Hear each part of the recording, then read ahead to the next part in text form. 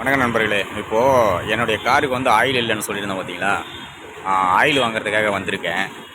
ஒரு இடத்துக்கு வந்து வாக்கு கொடுத்துட்டேன். நாளைக்கு கொஞ்சம் வெளியில் போகணுமா இருக்குது. அதனால் வந்து ஆயில் வாங்கி சிம்பிளாக ஒரு 2 லிட்டர் ஆயில் வாங்கி போடலாம் அப்படின்றதுக்காக ஆயில் வாங்குறதுக்காக வந்திருக்கேன். வாங்க ஆயில் வாங்கலாம்.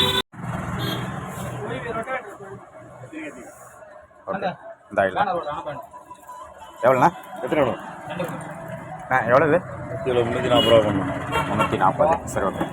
இந்த கடையில் தான் நாங்கள் எதனாலையும் வாங்குவோம். ஸ்பேர் பார்ட்ஸ் ஆகட்டும், ஆயில் எல்லாமே இந்த கடையில் தான் வாங்குவோம்.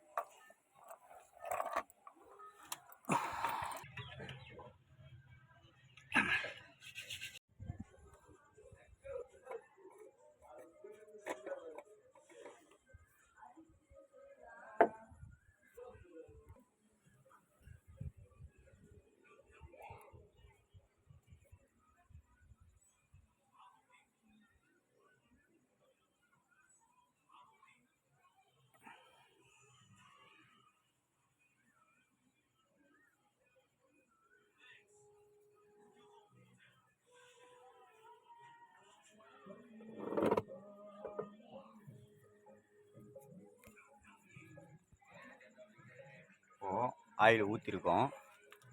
இது வந்து தற்சமயத்துக்கு தான். சும்மா ஒரு 2 லிட்டர் வாங்கிட்டு வந்திருக்கேன். இந்த 2 லிட்டர் நான் ஊற்றிருக்கேன். இன்னும் 1 லிட்டர் ஊற்றிருக்கேன். இன்னொரு லிட்டர் ஊற்றணும். இது வந்து ரெகுலராக யூஸ் பண்ணாதீங்க யாரும். சும்மா ஏதாவது ஒரு எமர்ஜென்சி போகணும் வரணும் அப்படின்னாக்கா வண்டியில் ஆயில் இல்லைனா ஒரு 2 லிட்டர் 3 லிட்டர் வாங்கி ஊற்றிக்கிங்க. ஆல்ரெடி அதில் ஆயில் இருக்கும் கொஞ்சம். ஸோ அதோட அது மிக்ஸ் ஆகிடும். இப்போ பார்த்தீங்கன்னாக்கா நம்மக்கிட்ட வண்டியில் ஆயில் இல்லைன்றதுனால நான் வந்து 2 லிட்டர் வாங்கிட்டு வந்து ஊற்றிருக்கேன். ஆல்ரெடி அதில் ஆயில் இருக்கிறதுனால வந்து ஒன்றோட ஒன்றா கலந்துக்கும், ஃபுல் பிளாக் ஆகிடும். இதுவும் போடுறது வந்து வேஸ்ட்டு தான். ஸோ ஆயில் இல்லாத காரணத்தினால பட்ஜெட் நம்மக்கிட்ட இல்லை அப்படின்னாக்கா, பணம் இல்லாத பட்ஜெட் இல்லாத குறைய சந்தர்ப்பத்தில் சூழ்நிலையில் இந்த மாதிரி வாங்கி போட்டுக்கலாம். அதே போல் ஆயில் இல்லாமல் வண்டி ஓட்டக்கூடாது. ஏதோ கொஞ்சம் ஆயில் போட்டாவது வண்டி ஓட்டினாக்கா கரெக்டாக இருக்கும். அதே மாதிரி ரெகுலர் பண்ணிக்காதீங்க, சரிங்களா? ரெகுலர் பண்ணிங்கனாக்கா ஸ்பேர் பார்ட்ஸ்லாம் வந்து கொஞ்சம் வேலை கொடுக்க ஆரம்பிச்சிடும். அதுக்காக நம்ம ரொம்ப உஷாராக வந்து கேர்ஃபுல்லாக வந்து இதெல்லாம் பார்த்துக்கணும். இன்னொரு லிட்டர் ஊற்றிடலாம். இப்போ இன்னொரு லிட்டர் ஊற்ற போகிறேன்.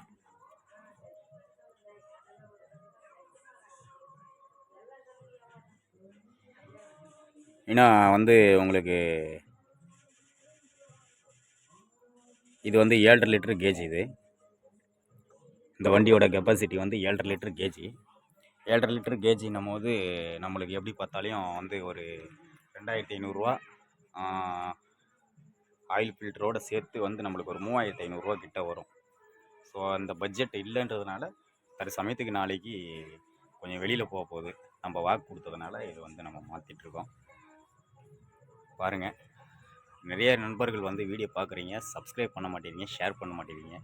முக்கியமாக நீங்கள் சப்ஸ்கிரைப் ஷேர் பண்ணனாலும் பரவாயில்ல, ஒரு லைக் போட்டு வீடியோ பாருங்கள்.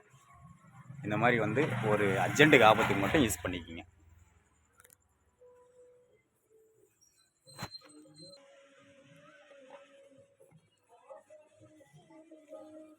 நல்லா டைட் பண்ணிக்கணும்.